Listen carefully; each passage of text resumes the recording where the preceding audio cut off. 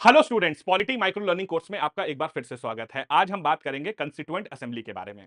अगर मैं आपसे बात करता हूं कंस्टिट्यूएंट असेंबली, तो ये वही बॉडी है जिसने हमारे देश के संविधान को बनाया था। और कंस्टिट्यूएंट असेंबली का गठन मई 1946 में हमारे देश में एक बहुत हाई लेवल बॉडी आई थी जिसका नाम था कैबिनेट मिशन प्लान। उसने ही हमारे देश में कंस्टिट्यूएंट असेंबली को बनाया था।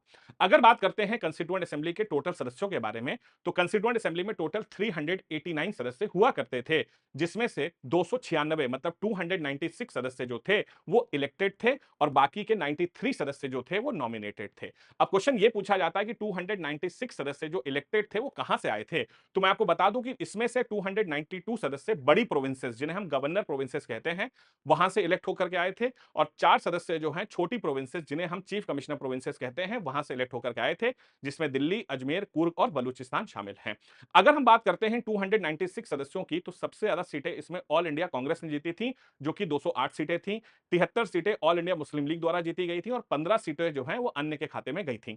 अब जो बाकी 93 सदस्य थे, 93 सदस्य, उनका चुनाव नहीं हुआ था, बल्कि उन्हें नॉमिनेट करके हमारे देश की कंस्टिट्यूएंट असेंबली में भेजा गया था। और ये जो 93 सदस्य हैं, ये हमारे देश की जो प्रिंसली स्टेट थी, राजघराने थे, वहां से नॉमिनेट होकर के आए थे। तो टोटल 389 सदस्य थे। अब एक क्वेश्चन आता है कि ये 389 ही क्यों थे। दरअसल हमारे देश की जो कंस्टिट्यूएंट असेंबली है, उसका गठन देश की आबादी के प्रोपोर्शन में हुआ था। मतलब भारत की आबादी 389 मिलियन थी, तो 389 सदस्य थे, मतलब हर 1 मिलियन पॉपुलेशन पर एक सदस्य को भेजा गया था।